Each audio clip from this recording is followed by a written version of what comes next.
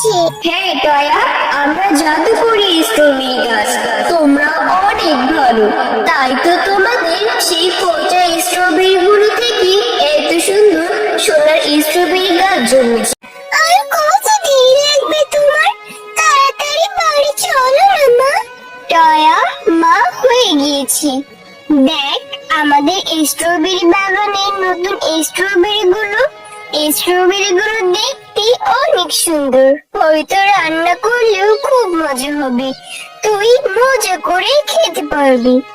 না মা, তুমি তো জানো আমার স্ট্রবেরি খেতে একদম ভালো লাগে না। তুমি তাড়াতাড়ি বাড়ি চলো না মা। আচ্ছা আচ্ছা, এখন চল। এইটুকু স্ট্রবেরি আজকের জন্য যথেষ্ট।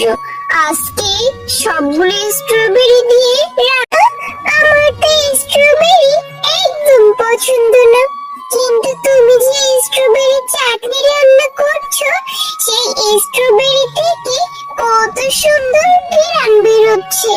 মনে হচ্ছে আমি এখনই খেয়ে ফেলি। ও মা, তোমার রান্নাটা কত দূর? তাড়াতাড়ি আমাকে খেতে দাও না মা, আমার যে খুব খেতে ইচ্ছে করছে।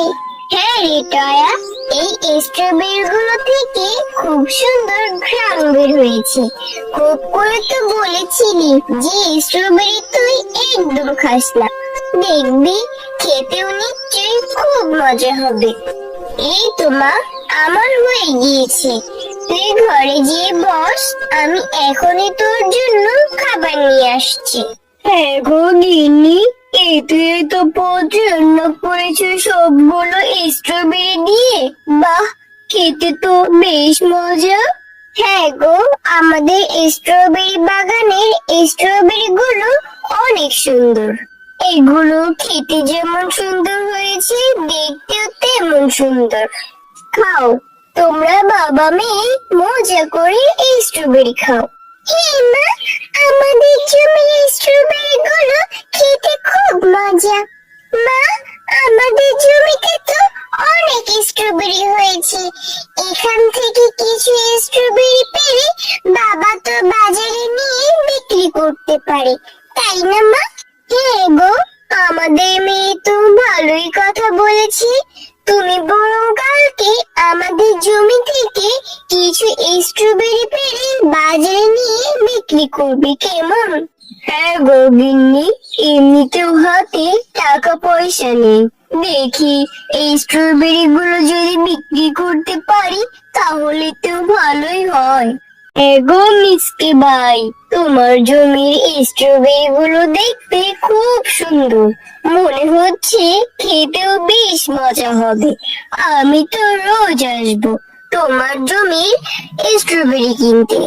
হ্যাঁ গো, তোমার মনটা আজকে এত খারাপ কেন? কি হয়েছে? বাজারে কি বেচাকেনা ভালো হয় নাই নাকি? গিন্নি, মন খারাপ হবে না তো আর কি হবে? মিসকে ওদের বাগানে ওদের জমিতে স্ট্রবেরি ফলিয়েছে, সেই স্ট্রবেরি গুলো নিয়ে বাজারে বিক্রি করতে এসেছে। সবাই তার জমির স্ট্রবেরি গুলো পেয়ে সেগুলোই কিনতে থাকে। আমার দোকান থেকে কেউ একটা কাঁচা সবজিও কিনে না।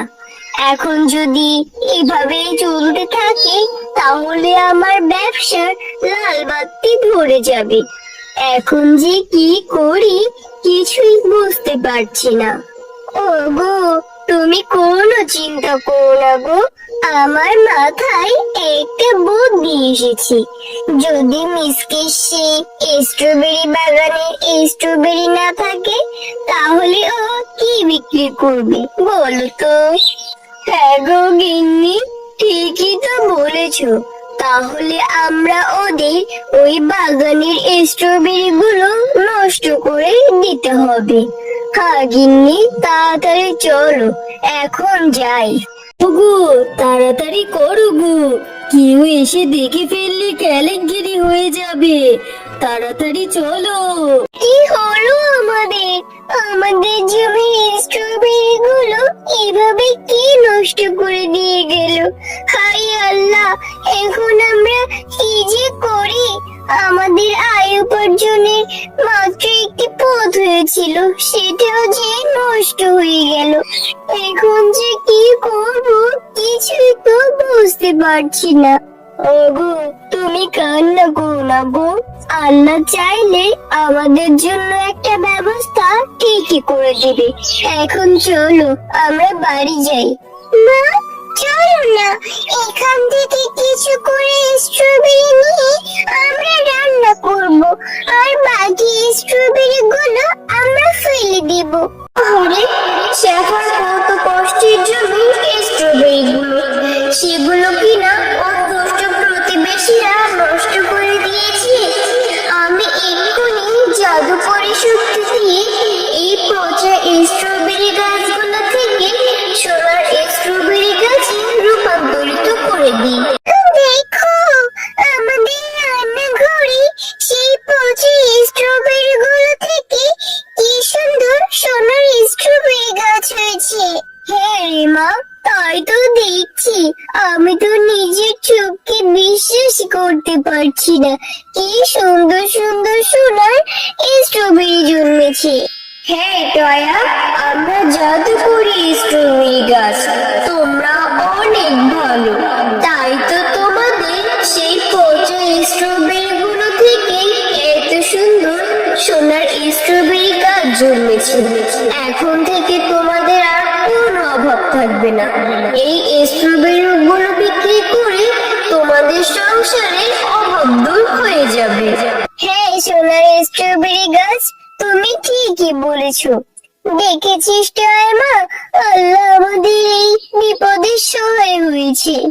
আরে, এই মিসকে আর শেফা এক রাতারাতি এত বড় একটা বাড়ি কিভাবে বানালো? ওদের তো একটা স্ট্রবেরি জমেছিল, সেটাও আমি নষ্ট করে দিয়েছি। তাহলে এত টাকাও কোথা থেকে পেল?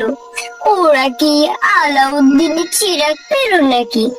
যাই, যে দেখি তো কি হয়েছে ব্যাপারটা। ও, তাহলে এই ব্যাপার, ওদের রান্নাঘরে সোনার স্ট্রবেরি গাছ হয়েছে।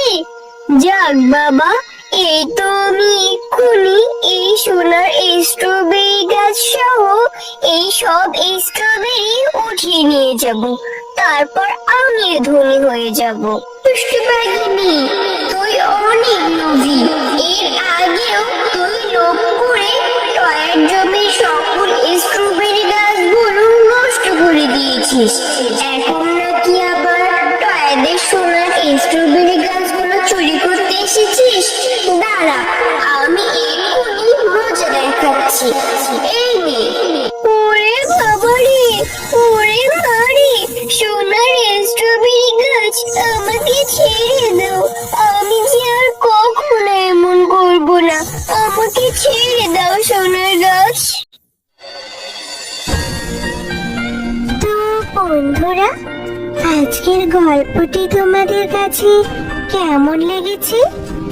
যদি গল্পটি ভালো লেগে থাকে তাহলে লাইক, কমেন্ট আর সাবস্ক্রাইব করে আমাদের সাথেই থেকো।